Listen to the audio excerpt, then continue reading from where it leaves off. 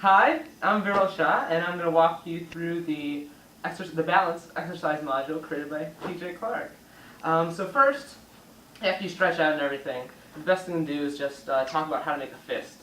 So one of the ways to explain how to do this is kind of say, like you're waving, so put your hands out like you're waving, and then curl your fingers around, try to grab as much skin as possible, and then wrap your thumb around. You want to make sure your thumb's on the outside. And that's how you make a fist. And from here, what you can do is you can just start doing like a punching type of motion, just to get them used to it.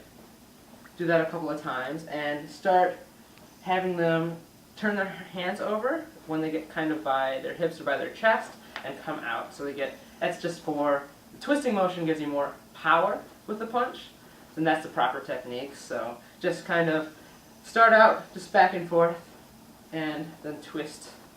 And eventually they'll catch on. So now we're going to start the actual balance portion. So there's two components, the stance and the guard. So first we'll start and we'll just talk about stance. So a great way to introduce this is to kind of illustrate it with some examples. Like you can say, why does the building stand up when there's lots of wind? Why is it like that? And ask them that question. And they say, oh, it has a big foundation, or it's stuck into the ground, or something like that.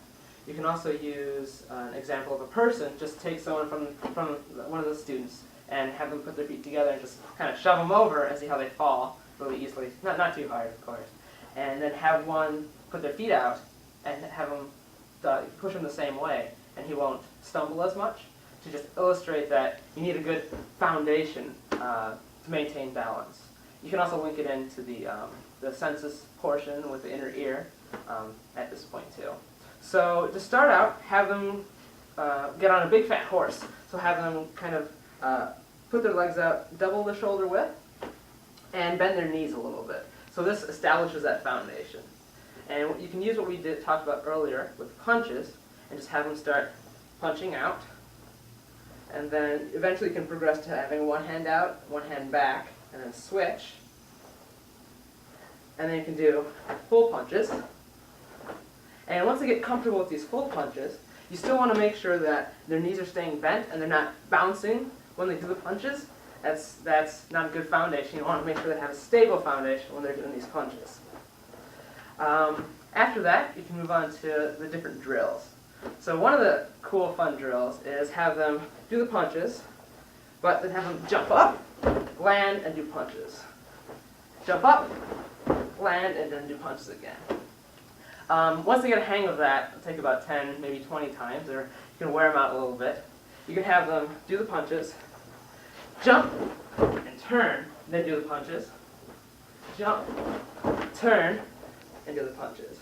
One thing to set up the next segment is when you're jumping, keep your hands up. That's at our next segment, the guarding segment.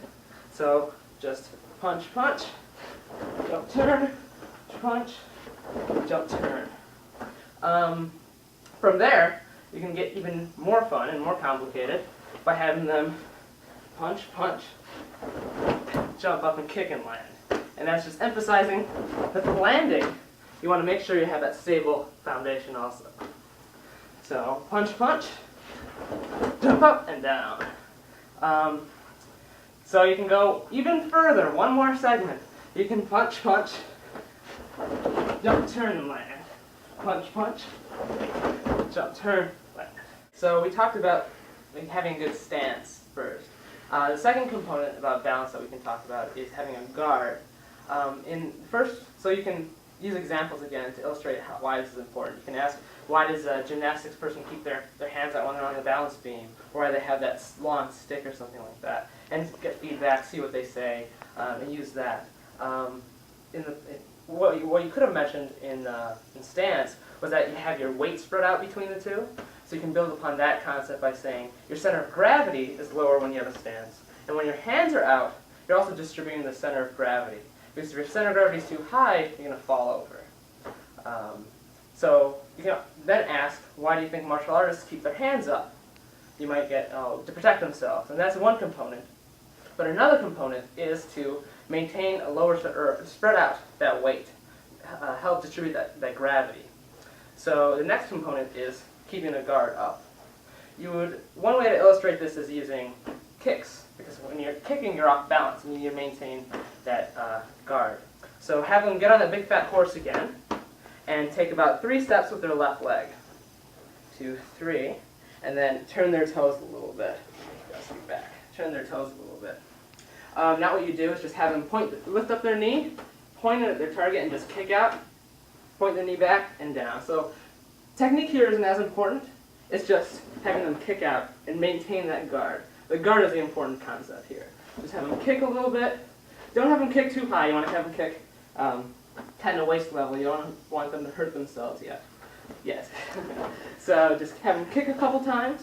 Then you can have them switch legs and keep kicking. You can also try double and triple kicks. And this is where the guard is really important. The double kicks, then triple kicks. And if you get people really ambitious, you can keep going higher and higher. Alright, so you can do other fun things with guard. TJ just suggested having a kicking competition. You could hold the most number of kicks. You can also take a long rope, have one person hold one end, another one hold the other end, kind of waist level. So this is the rope, and just have them hop with their leg over the rope, making sure you maintain that guard. The guard is key. That's what we're going to emphasize. And you can start kicking down. Remember, just keep it waist level. You don't want to hurt them. Alright, so here comes the super fun part. You're going to take the kids through a run to the ninja forest. So when you're doing this, you can start out by first explaining there's 3 different things in the ninja forest. You have low branches. So when there's low branches, you need to first duck down with your guard up.